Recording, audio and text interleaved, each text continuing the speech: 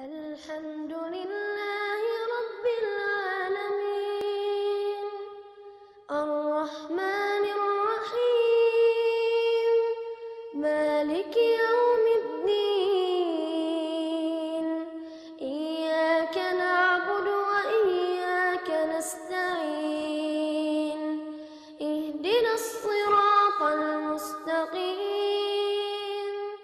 صراط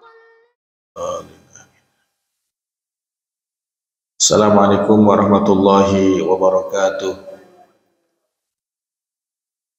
Alhamdulillah alladzi hadana li hadza wa kunna linahtadiya laula an hadana Allah. Asyhadu an la ilaha illallah wahdahu la syarikalah wa asyhadu anna Muhammadan abduhu rasuluhu allazi la nabiyya ba'dah amma ba'd. Hadratul muhtaramin, kaum muslimin jamaah kuliah duha Masjid Al-Iman, semoga kita selalu diberkahi, dirahmati dan dicintai Allah Subhanahu wa taala. Alhamdulillah pada pagi ini kita masih diberikan nikmat sehat, nikmat kesempatan, nikmat iman wal Islam, sehingga bisa duduk sama-sama di majlis ilmu di kuliah duha yang kita cintai ini. Semoga selalu diberikan pahala oleh Allah Subhanahu wa taala. Selawat dan salam tak lupa kita sampaikan kepada kekasih Allah Nabi kita Muhammad SAW, pada keluarga, para sahabat, keturunan dan juga umat beliau hingga akhir zaman.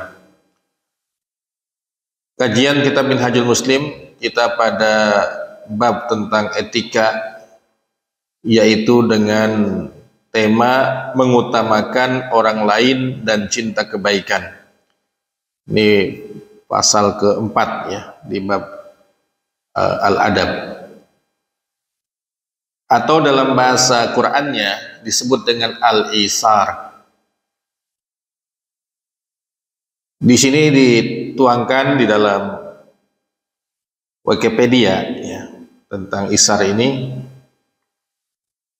Al-Isaru fil Islam huwa tabdilul ghairi 'anil nafsi wa taqdimu maslahatihi 'alal maslahati zatiyyati wa huwa a'la darajatis sakhai wa akmalu anwa'il jud.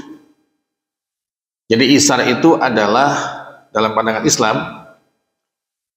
mengutamakan orang lain daripada dirinya.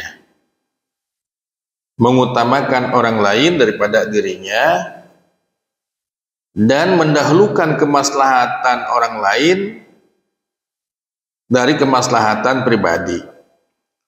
Dan ini adalah derajat yang paling tinggi dalam urusan as-sakha. Sakha itu artinya sifat dermawan ya.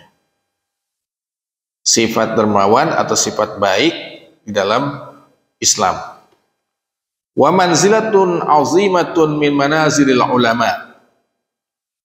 Ini kedudukan yang luar biasa ya, terhormatnya di kalangan para ulama. Di dalam Al-Quran Allah mengatakan wa yu'thiruna 'ala anfusihim walau kana bihim khassasah. Mereka itu mendahulukan sahabatnya ya sekalipun dia butuh.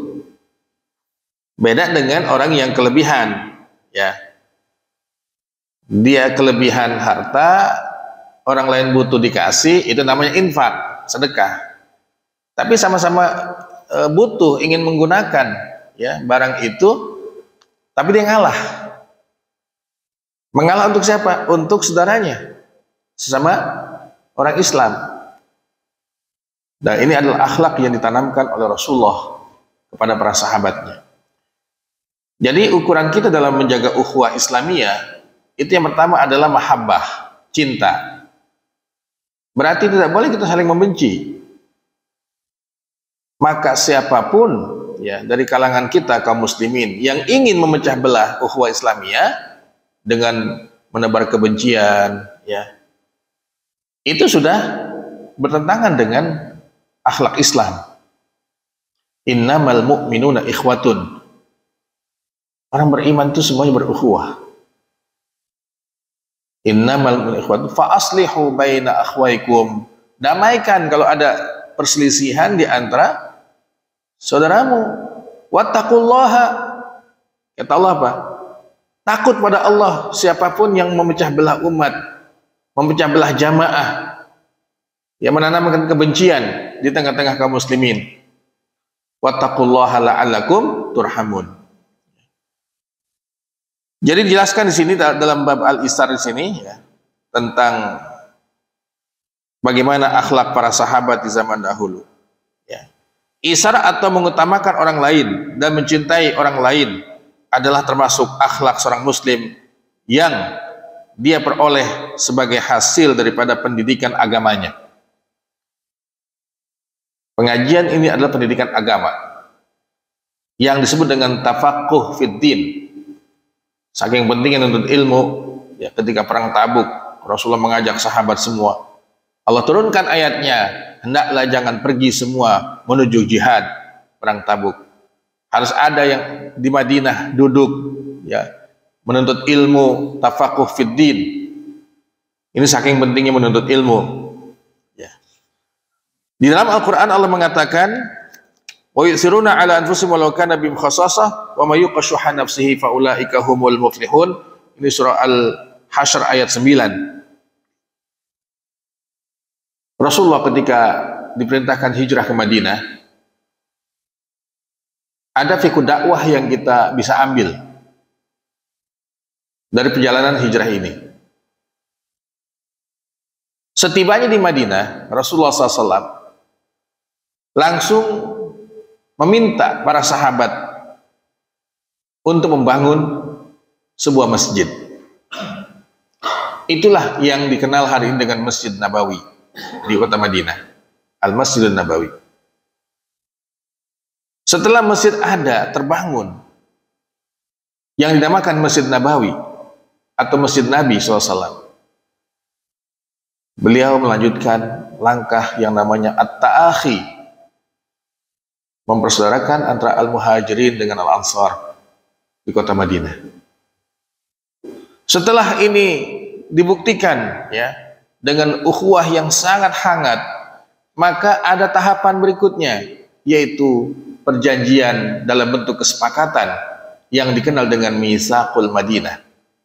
Mitsaqul Madinah, perjanjian Madinah. Ini sudah mengatur urusan hubungan sosial kemasyarakatan. Kenapa? Di Madinah itu ada sebagian orang-orang Yahudi, sebagian dari orang Nasrani, dan juga orang musyrik, kaum munafik.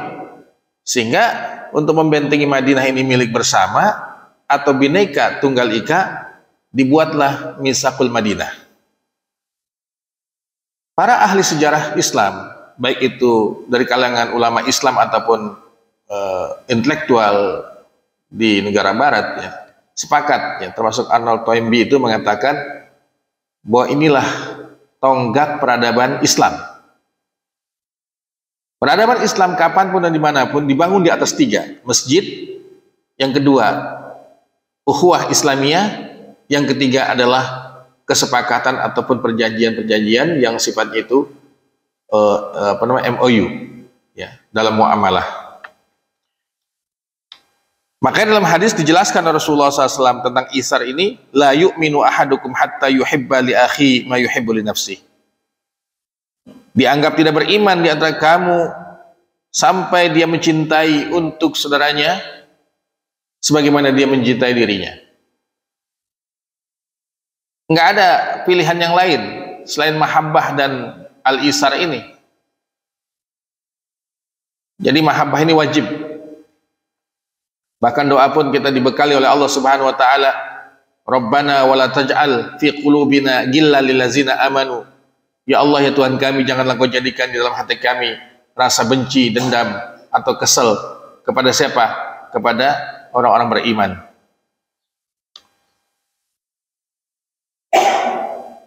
Kemudian di dalam ayat lain ya Allah juga katakan, wa ma tuqaddimu li anfusikum min khairin tajiduhu indallahi wa khairan wa 'azama ajra. Dan apapun yang kamu telah persembahkan dari kebaikan, kebaikan untuk siapa? Untuk orang lain, pasti kamu mendapatkannya di sisi Allah dengan balasan yang lebih baik dan lebih mulia. Itulah janji Allah untuk kita semua. Di dalam ayat lain ini sangat menggugah sekali ayatnya ya. Ketika Allah perintahkan kita sebagai hambanya yang beriman, ya ayyuhalladzina amanu ruk'u wasjudu wa'budu rabbakum waf'alul khaira la'allakum tuflihun. Hai orang beriman, kita semua dipanggil. Apa perintahnya? Irka'u, rukuklah kamu, wasjudu, sujudlah kamu. Ruku dan sujud ini ada pada sholat, berarti disuruh sholat kita oleh Allah. Setelah sholat itu perintahnya apa? Lebih besar lagi jangkauannya. Wa'budu rabbakum, beribadahlah kepada Tuhanmu. Setelah itu lebih umum lagi. Waf'alu al khaira, lakukanlah kebaikan-kebaikan la'allakum tuflihun. Jadi ada sholat, ada ibadah yang sifatnya umum, ada berbuat baik. Ada kisah dalam surah Nabi, surah Nabawiyah. Nabi datang kepada Abu Lahab, Abu Jahal. Lantas dikatakan oleh Abu Jahal, ya Muhammad mau ngapain lagi sih? Kita nggak akan ikut. Ya, apa yang kamu dakwah itu kami nggak akan ikut. Kata Nabi, nggak apa-apa. Urusan kamu ngikut atau tidak itu urusan lain. Tetapi saya hanya minta, if'alu al khair, lakukanlah kebaikan.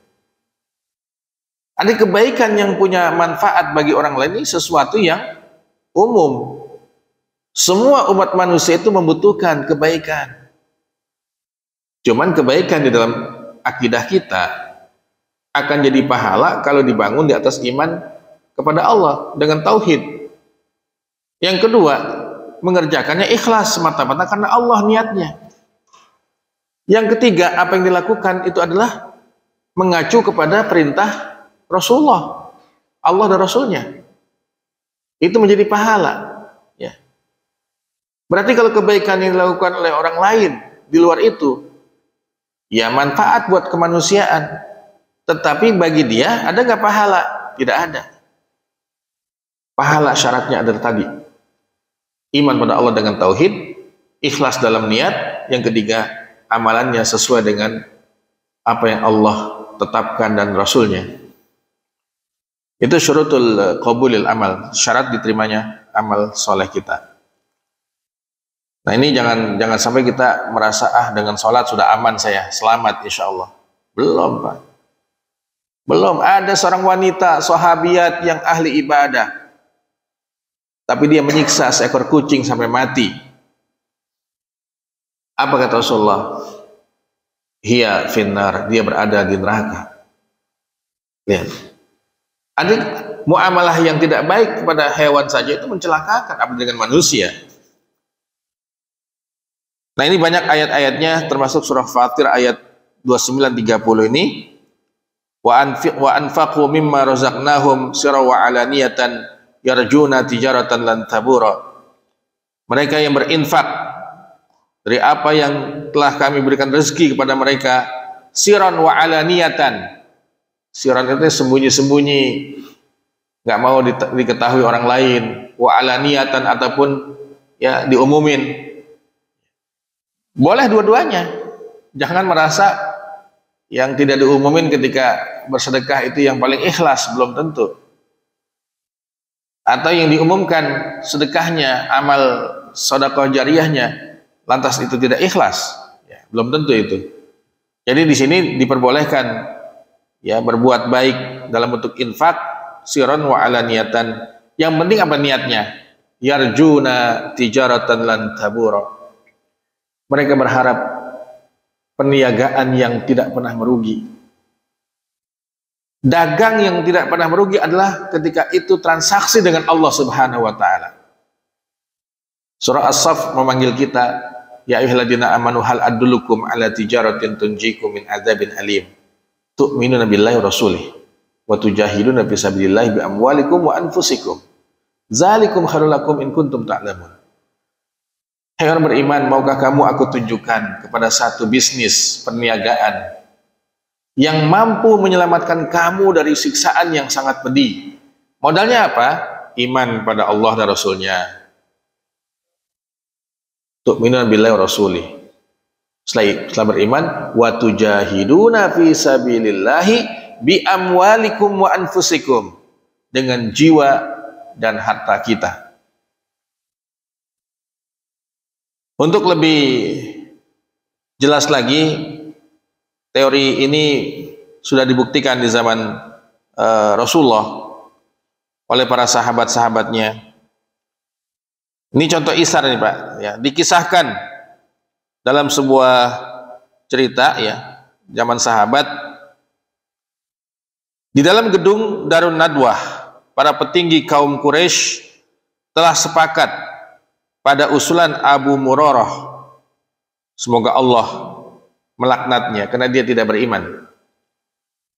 Musuh dalam dakwah Rasulullah SAW ini adalah salah satunya Abu Murarah. Dialah yang mengusulkan Muhammad harus dibunuh. Di mana? Di Darun Nadwah, sebuah tempat perkumpulan kaum Quraisy, ya, orang-orang jahiliyah. Ini semakin kesini Muhammad semakin mengganggu kita. Akhirnya kata Abu Murarah, udah bunuh aja, dibunuh. Lalu apa bentuk isarnya di sini? Rasulullah meminta keponakannya, itu Sayyidina Ali, untuk menempati tempat tidurnya. Dan Nabi bercerita, Sayyidina Ali ini nggak ada jaminan untuk selamat, ya. Tapi dia isar kepada Rasulullah, biarkan saya yang mati, yang penting Rasulullah yang selamat. Karena dakwah ini masih butuh terhadap beliau, ya, sekalipun secara keyakinan kita nggak mungkin Nabi itu belum selesai risalah mati, meninggal dunia, nggak mungkin, ya, karena Allah pasti menjaganya sampai risalahnya selesai. Tapi ini kan contoh, Sayyidina Ali dia mengutamakan Rasulullah biar selamat, biarkan saya yang mati, ya. Dan itu tidak ada jaminan untuk keselamatan siapa? Sayyidina Ali. Luar biasa, ini bukan cuma masalah harta benda, ya, nyawa. Jadi isar itu dalam bentuk nyawa di sini, ya. Akhirnya Rasulullah SAW berangkat hijrah ke Madinah melalui transit dulu di mana, di Jabal Sur, bersembunyi di situ, kemudian beliau melangkah menuju wilayah selatan, ya. Kan Madinah itu dari Mekah kan sebelah utara, ya. Nah, Rasulullah itu nggak langsung jalan ke sana, ke Madinah, tapi ngambil ke arah selatan dulu, menjauh terus ke Jeddah belok kayak begini, baru menuju Madinah. Artinya strategis itu pun ya diperhitungkan oleh Nabi SAW. Bukan cuman keimanan saja, tanpa ada strategis yang bisa diambil dalam dakwah, gitu loh. Kemudian yang kedua, kisah Huzaifah Al-Adawi. Huzaifah Al-Adawi ini sahabat. Ia berkata, di saat perang Yarmuk, aku berangkat mencari anak pamanku, dan aku membawa sedikit air untuk aku berikan minum kepadanya, kemudian aku basuhkan ke wajahnya. Ini kan dalam kondisi sudah mendekati kematian. Perang Yarmuk ini Pak, perang pertama kali melawan pasukan bangsa Romawi. Waktu itu sahabat jumlahnya 50.000 pasukan. Romawi punya pasukan dengan senjata yang canggih dan pengalaman perang yang sangat lama. Itu 50 kali lipat jumlah pasukannya. Maka banyak sahabat-sahabat yang mati syahid di perang Yarmuk ini. Ya. Ya, itu hari ini mungkin masuk wilayah Jordania, Pak. Di Jordania itu termasuk wilayah Romawi dulunya itu, Jordania, ya. Mungkin Palestina juga masuk dulunya itu. Nah, disitulah pas dia cari ketemu anak pamannya, mau dikasih minum, ada rintihan suara orang lain di tempat itu. Kata anak pamannya, udah berikan kepada saudara kita, mungkin dia lebih butuh dari saya. Dipindahin ke yang sebelah, ada lagi yang merintih lagi. Udah, biarkan, jangan kasih ke saya, berikan kepada saudara kita yang ada di sebelah sana. Akhirnya ketika keliling lagi Pak, balik lagi, ini anak pamannya meninggal dunia, syahid. Yang kedua ini tadi yang menolak meninggal juga, ini meninggal juga. Pas yang kelima itulah yang selamat, karena dia dapat jatah minum, selamat dia itu. Artinya ini kalau posisi kita mungkin ya, posisi kita nih ya, dalam kondisi begini udahlah, nggak peduli dengan temannya yang sedang merintih ini, yang penting saya selamat sendirian. Itulah kehidupan sahabat dalam kisah perang Yarmuk ini. Ya, ini kisah nyata, bukan kisah dongeng ya. Dan diriwayatkan dalam Sirah Nabawiyah ini, cerita ini. Kisah yang ketiga diangkat oleh Syekh Al-Jazairi di sini. Dikisahkan bahwa 30-an orang berkumpul pada Al-Hasan Al-Antioki. Di situ hanya ada beberapa gumpalan roti yang tidak cukup mengenyangkan mereka. Maka mereka memotong-motongnya dan memadamkan lampu, kemudian berkumpul untuk makan bersama. Jadi buat satu orangnya nggak cukup. Dipotong-potong, dinyalahin dimatikan lampu itu, masing-masing menunggu siapa yang ngambil duluan ya, siapa yang ngambil duluan. Jadi tidak berebutan Pak ya. Ketika wadah roti itu diangkat, didapati roti-roti itu masih tetap seperti semula, tidak berkurang sedikit pun, karena tidak ada seorang pun yang mau makan di antara mereka. Ini kalau kita mah udah diraup semua itu. Itulah isar di kalangan sahabat. Ya. Cerita yang keempat adalah dua tokoh utama imam ahlu hadis Bukhari Muslim telah meriwayatkan bahwa suatu ketika seorang tamu singgah di kediaman Rasulullah SAW saat keluarga beliau tidak memiliki persediaan makanan apapun. Ya, ke rumah Nabi ini. Maka seorang sahabat Al-Ansar mengajak tamu itu ke rumahnya. Ia menghidangkan jamuan untuk tamu itu dan menyuruh istrinya untuk mematikan lampu. Ia mengulurkan tangan ke hidangan seolah-olah makan, padahal ia tidak makan. Dia hanya nyuruh tamunya untuk menikmati. Lampunya dipadamkan. Jadi yang penting tamunya kenyang, sekalipun dia itu butuh untuk makan pada hari itu. Sekali lagi, isar ini Pak, kita juga butuh, cuman ada orang lain juga membutuhkan. Kita mengalah. Ini kan ibarat apa ya? Berbahasa itu jadilah kamu seperti lilin yang menerangi orang lain, tapi dia sendiri habis gitu loh. Ini mungkin ada kesamaan tapi ada perbedaannya. Lah kita kan buat diri kita juga penting. Buat diri kita penting. Tetapi ini ajaran Allah dan Rasulnya. Bahwa isar inilah sifat mulia, akhlak mulia yang akan ya menjanjikan dengan pahala-pahala yang luar biasa sisi Allah Subhanahu wa taala. Seandainya nih kaum kafir Quraisy itu membunuh Sayyidina Ali, apakah itu Sayyidina Ali tidak dapat keuntungan? Dapat, mati syahid dia. Mati syahid. Apakah ketika kita kasih lantas kita kehilangan dunia? Enggak. Enggak kehilangan dunia. Contoh gini Pak nih. Kita ini punya mobil satu-satunya. Hari ini kita butuh mau pakai. Tiba-tiba ada orang lain yang butuh Pak untuk mengantar keluarganya sakit. Bisa nggak kita kasih? Bisa. Terus nanti buat kita gimana? Udah saya ngalah, saya naik ojek aja lah, naik Grab aja saya. Nah, itulah isar namanya. Apakah mobil kita hilang? Enggak. Jutaan pahala di hadapan kita dari Allah Subhanahu wa taala dijanjikan. Wa ma tuqaddimu li anfusikum min khairin tajiduhu indallah. Ada di sisi Allah Subhanahu wa taala.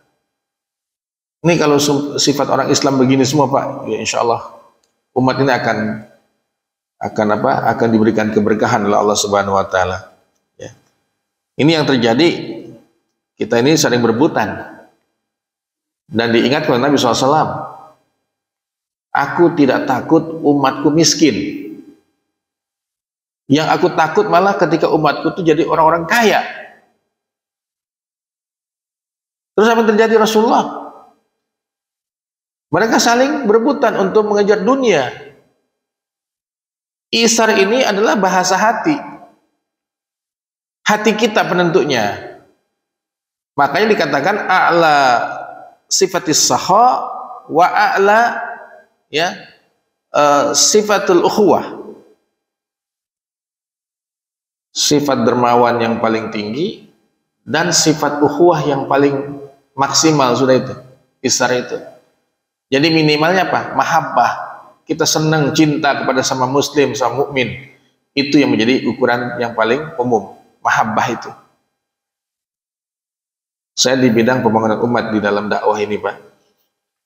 Kemarin saya ikut pelatihan. Ternyata bahasa-bahasa judgment, ya, penghukuman terhadap orang yang ada di hadapan kita itu adalah bukan bahasa dakwah Rasulullah. Rasulullah itu dalam dakwahnya tidak pernah menghukumi orang itu istilahnya sesat atau salah. Nggak ada itu. Coba baca ada sirah Nabi itu. Makanya dari sirah Nabi itu ditulis oleh para ulama-ulama dalam fikih dakwah, termasuk Abbas As-Sisi. Itu bukunya sangat bagus. Para ustadz harus baca ini. At-Tariqu ilal Qulub, judul bukunya. Jalan menuju hati. Jalan menuju hati. Sampai diilustrasikan kalau kita dalam dakwah ini tidak dapat bapaknya, maka optimis anaknya akan mendapatkan hidayah. Pernah tahu sahabat namanya Ikrimah? Siapa bapaknya Ikrimah itu? Abu Jahal. Bapaknya memusuhi Nabi, tapi anaknya adalah sahabat Nabi. Maka kata Nabi, jangan cerita tentang Abu Jahal di depan Ikrimah. Wah, anaknya, Pak. Sekalipun ayahnya jahiliyah, tapi kan dia punya hubungan ya emosional yang sangat kuat, ya. Ada hubungan darah dengan Abu Jahal. Ya, termasuk ada sahabat siapa? Abdullah bin Ubay bin Salul, ya. Anaknya kan sahabat Nabi itu. Anaknya sahabat Nabi bersama Rasulullah sampai akhir hayat. Jadi sahabat. Jadi kalau bapaknya susah diajak untuk jadi orang yang baik di jalan Allah, biarkan kita tunggu anaknya. Anaknya nggak bisa, tunggu cucunya. Kalau cucu nggak bisa, berarti ya cicitnya gitu loh. Jangan kita hukumi sesaat dengan hukum ya pandangan kita sebagai manusia, ya. Allah kan yang memegang kendali hati kita semua. Nah, ini bangsa ini kan bangsa sangat heterogen. Beragam agama, beragam mazhab. Masjid kita pun nggak bisa disatukan mazhabnya. Yang ada cuma satu, itu mazhab al-iman. Punya iman semua. Perbedaan itu jangan sampai memicu kita untuk menghilangkan mahabbah kita, cinta kita. Kalau cinta sudah tidak ada, tidak mungkin ada al-isar di hadapan kita. Isar itu lebih tinggi daripada mahabbah. Ya. Itu akhlak para sahabat dahulu. Wa yusruna ala anfusihim walau kana bihim khassasah. Kisah yang kelima adalah Bashar bin Haris. Diberitakan bahwa Bashar bin Al-Haris didatangi seseorang waktu sakit menjelang kematiannya. Orang itu mengadukan kebutuhan kepadanya, maka dia melepas bajunya yang dia pakai. Lihat, kebutuhan apa? Saya butuh pakaian. Dia punya baju di badan, dilepas, dikasih, dan dia hanya minta selimut. Sahabat Bashar Al-Haris ini meninggal dengan berbalut selimut itu. Bajunya disedekahkan kepada orang lain. Ini kisah-kisah nyata semua dalam kehidupan sahabat, ya, radhiyallahu anhum. Inilah 5 potret hidup sebagai contoh akhlak bagi orang Islam. Di dalamnya adalah isar dan cinta kebaikan. Lihat, makanya judulnya jadi satu, isar dan cinta kebaikan. Konsep hidup kita adalah khairun nas anfa'uhum linnas. Sebaik-baik manusia adalah yang paling bermanfaat bagi orang lain. Maka kalau kita punya mahabbah dan isar, Pak, ada yang meninggal saja di lingkungan, saya yakin nggak akan terbebani. Masing-masing kita itu memberikan kepada sahibul musibah. Ada yang bawa kue, ada yang bawa air minum, ada yang ya tadi dibangun di atas mahabbah dan isar ini. Kita juga butuh, Pak, buat belanja besok, nggak apa-apa. Kesian tetangga kita sebelah terkena musibah. Nah, isar inilah membuat kita terdorong untuk berinfak, bersedekah, berbuat baik untuk orang lain, dan itu nggak mesti ngasih apa bentuk harta benda. Tenaga kita bisa nggak untuk menjadi modal al-isar ini? Bisa, Pak. Bisa, sangat-sangat bisa, dengan tenaga, dengan waktu, dengan pikiran kita, ya, dengan harta yang kita miliki. Jadi isar ini nggak mesti ya diterjemahkan adalah memberikan harta benda. Kayak tadi contoh nyawa, yaitu siapa? Ali bin Abi Thalib. Juga di perang Yarmuk, sahabat-sahabat tuh ya mengalah, berikan kepada saudara kita yang lebih butuh mungkin. Ini meninggal, ini juga nggak terima karena ada yang sebelah lagi merintih juga. Yang selamat tuh yang paling di ujung, Pak. Sisanya meninggal semua dalam kisah perang Yarmuk itu. Ya. Nah, ini mungkin bentuk isar kita secara keumatan di Indonesia ini, Pak, adalah tentang Palestina. Makanya sebisa mungkin oleh kekuatan dunia, orang Islam ini takut untuk menyumbangkan sebagian hartanya buat bangsa Palestina. Nggak ada alasan kita nggak membantu. Coba.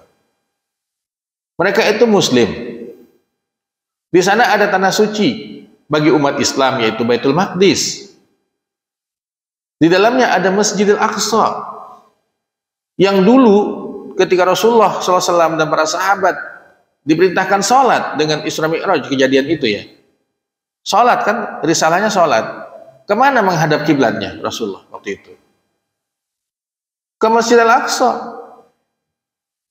Jadi ini sesuatu yang harus terbangun dalam keimanan kita. Ini sangat penting, ini tempat ini.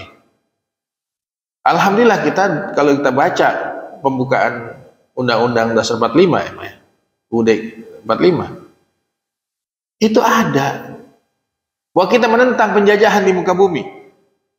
Apapun bentuk penjajahan harus dihapuskan. Nah, ini kan penjajahan. Jadi panggilan Qur'annya ada, sunnah Rasulnya ada, hukum positifnya ada. Lagi-lagi secara implementasi, Pak, teknisnya, kita ini tidak boleh berbuat kebaikan untuk siapa? Untuk bangsa Palestina.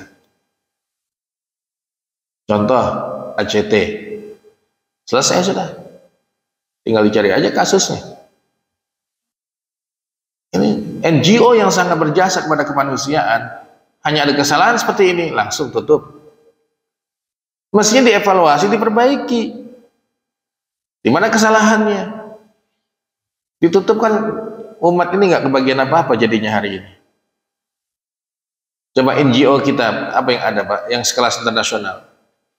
PKPU, la yahya wa la yamut sampai hari ini. Tadi dia ingin berbuat baik, tapi ya ketakutan. Kenapa? Karena ancaman musuh. Saya yakin umat ini tidak krisis dalam soal peduli, al-mahabbah, ada al-isar, ada semua masih. Ya tinggal kita memahami lebih mendalam lagi bahwa ini sangat penting.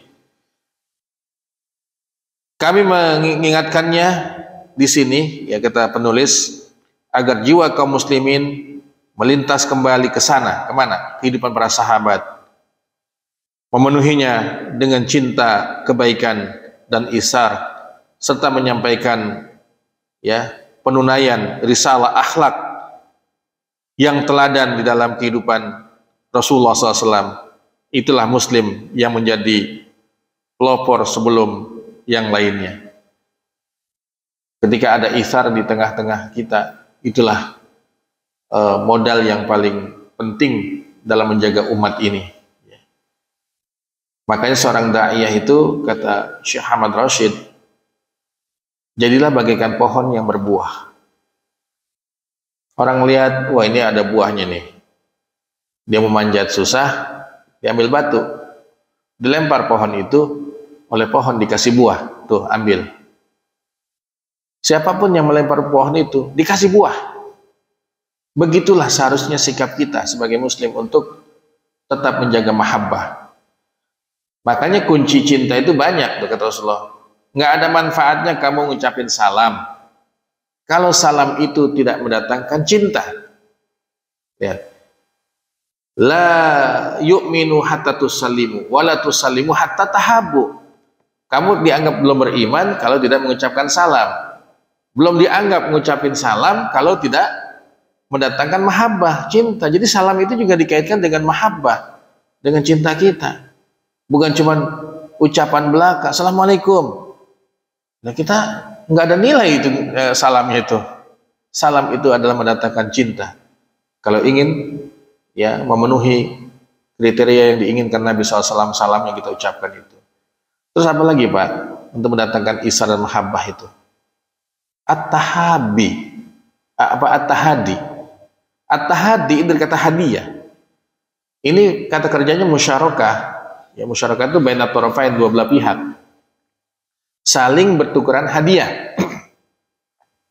Maka banyak praktek Islam yang sungguhnya tidak ada secara langsung di dalam hadis. Coba dah, tetangga kita Pak punya anak nih, istrinya baru lahirannya. Ibu-ibu biasanya kan ngeliat tuh, apa kalenggang kangkung Bu? Kan enggak. Ada ngasih hadiah dalam bentuk uang, diamplopin, atau dia bawa baju bayi, atau beli apa kebutuhan-kebutuhan bayi, ya datang. Apa itu? Ya saya kasih hadiah gitu aja. Nanti kalau kita juga punya hajat yang sama, ya apakah itu punya anak ataupun hajatan menikahkan anak, datang dia ngasih hadiah lagi. Nah inilah kata Rasulullah, tahadu tahabu, tahadu tahabu. Bertukaran hadiahlah kamu, maka kamu akan saling mencintai. Jadi ada salam, ada ya tahadi. Yang ketiga apa? Silaturahim. Silaturahim itu mendatangkan cinta. Orang didatengin Pak, ya ke rumahnya, pasti seneng. Pasti seneng itu. Silaturahim itu. Kita datang. Yang keempat untuk mendatangkan mahabbah itu apa? Kita menjenguk orang yang sakit. Ada hadisnya, menjenguk orang sakit. Lagi-lagi apakah cuma didoain tuh orang sakit? Enggak Pak. Kita bawa buah itu buat ya layak dan kepatutannya. Ya, ini temannya di Impus, kalau kata Ustaz Tila itu ceramahnya. Ustaz Tila itu Ustaz Betawi. Lalu ngapa sih Ji katanya pakai di Impus, sakit apa sih katanya? Apa sih yang lu rasa katanya? Kagak ada katanya. Orang lu jenguk gua nggak bawa apa-apa katanya. Lu kalau bawa jeruk kata gua ada rasa-rasanya, ada yang manis, ada yang asam gitu. Artinya kita jenguk orang sakit, betul dia itu gak makan, gak enak ya. Tapi kan ya pantasnya kan kita bawain. Contoh gini Pak, kenapa kita jenguk orang sakit yang di opname itu nanya dulu sakit apa? Karena kita tahu kalau dia kena DBD Pak, apa konsumsi makanan yang bisa membantu dia? Jus jambu ya? Jus jambu. Nah kita bawain itu jus jambu. Kalau dia sakitnya punya tipes, apa yang kita bawain? Susu beruang gitu Pak ya? Susu beruang. Itu kita bawa ya. Jadi jangan sampai kita tidak tepat sasaran ngasihnya gitu loh. Ini katanya pas lagi sakit ya dibawain makanan gitu. Lagi sehat kagak dibawain apa-apa. Ya tadi tahadu tahabu itu ya ketika sehat kita kasih hadiah dia. Ketika sakit kita jenguk. Ada kelayakan dan kepatutan secara akhlak dan adat istiadat kita. Ya. Jangan jenguk orang sakit nggak bawa apa-apa juga gitu. Nah ini juga penting dalam hal ini. Terus membantu ya orang yang mendapatkan musibah ataupun.